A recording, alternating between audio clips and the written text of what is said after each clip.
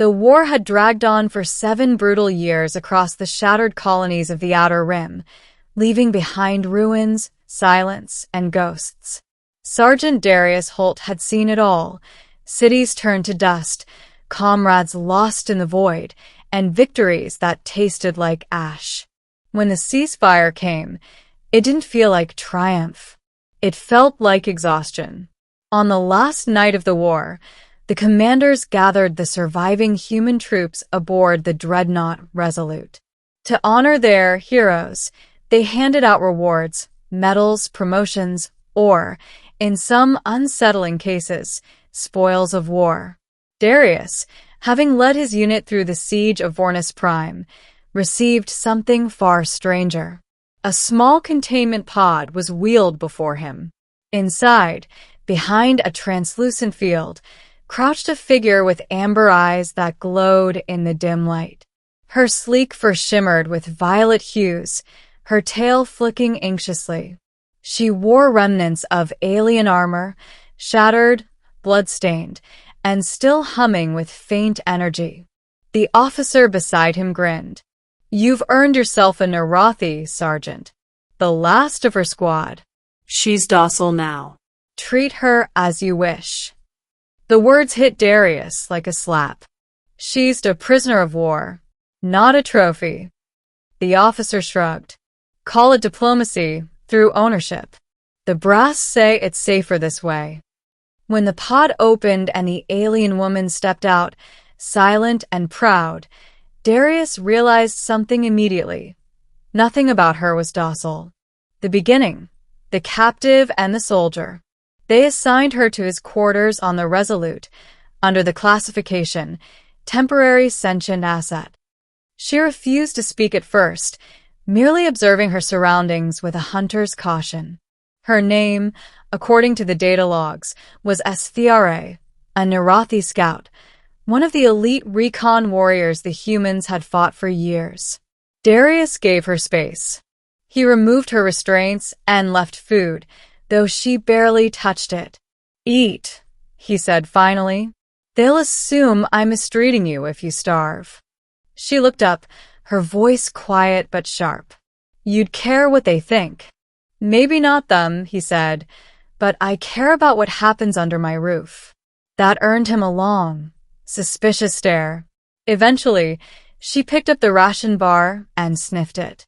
"You humans eat this?" He smirked. "You get used to it." Eventually.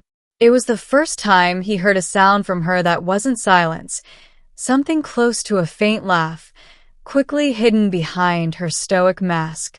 Days passed, and the ship traveled toward Earth for debriefing. Rumors spread about the Catwoman in Darius's cabin, some soldiers calling her a pet, others whispering she was dangerous. Darius ignored them, though part of him felt their eyes watching every move he made. Each night, he'd find Esfiare by the viewport, staring at the endless stars.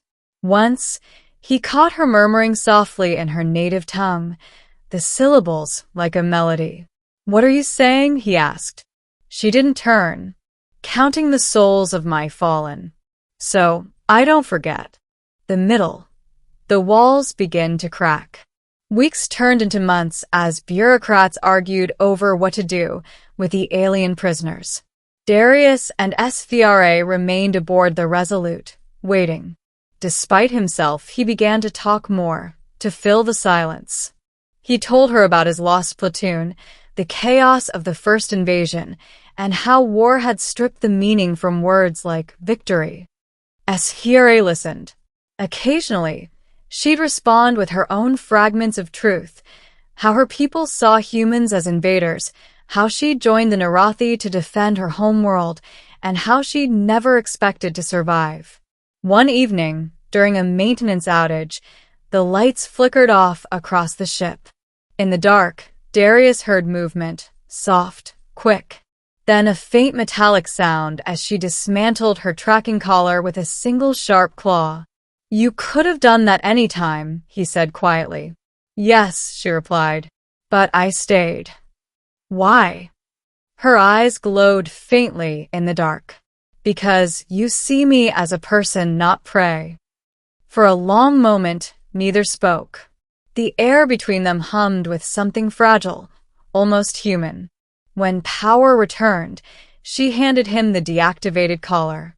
I won't run. Not from you. That night, Darius realized she no longer sat at the far end of the cabin. She sat beside him, watching the same stars. The turning point, betrayal and truth.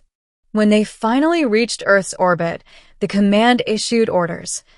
All captured Narathi would be transferred to the Sentient Research Division for integration and analysis. Darius's stomach turned at the phrasing. He'd seen what analysis meant in the labs: vivisection, memory extraction, dismantling the living to understand the dead. He stormed into the command deck. You can't send them there. They're intelligent. That's not integration. It's execution. The Admiral gave him a cold look. They're not human. You forget that, Sergeant. But Darius couldn't forget. He'd seen SVRA bleed, mourn, smile. Humanity wasn't in the species, it was in the choices. That night, he returned to his quarters to find SVRA waiting. She already knew. I felt the broadcast through the ship's network, she said softly. They're moving us tomorrow. You're not going anywhere, Darius said, pulling up a schematic of the Resolute. Cargo bay maintenance shaft leads to the shuttle docks. I can override the locks. She studied him for a long moment. You'd risk your life for me? He met her gaze. I've already lost enough. If saving one life makes up for it, even a little, it's worth it. Something flickered in her eyes. Hope, maybe, or disbelief. Humans are strange, she whispered. The climax, the escape. The next day, alarms blared through the Resolute as the transfer began. Darius moved like a ghost through the corridors, using his clearance to bypass checkpoints. SVRA followed silently, her feline reflexes precise and graceful. They reached the maintenance shaft just as a patrol turned the corner. Darius shoved her inside and turned to face the guards. Sergeant Holt, one shouted. Step away from the alien. He raised his hands. She's unarmed. You don't need to. The guard fired. The blast caught Darius in the shoulder, spinning him around. SVRA hissed, leaping from the shaft in a blur of motion. Her claws slashed through the guard's rifle, then stopped an inch from his throat. Go! Darius shouted, clutching his wound. Get to the shuttle. I'm not leaving without you. Now. For a moment, her eyes burned with rage and sorrow. Then she grabbed him, hauling him into the shaft. Together they crawled through the narrow tunnels until they reached the shuttle bay. Darius collapsed into the pilot's seat, blood soaking his sleeve. Hold on, he muttered, activating the launch sequence. Outside, alarms screamed. The hangar doors began to close. SVRA sprinted to the manual override, claws sparking as she tore through the control panel. The doors parted just wide enough. The shuttle roared into the void. The ending, freedom and understanding. They drifted beyond Earth's reach, engines cold, hiding among the wreck fields of old battle stations. Darius's wound had mostly healed by the time he found the courage to ask the question burning in him. What happens now? You go back to your people? SVRA looked out the viewport. My world is gone. Your weapons did that. He flinched. I'm sorry.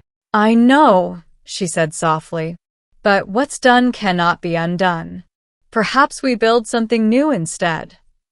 And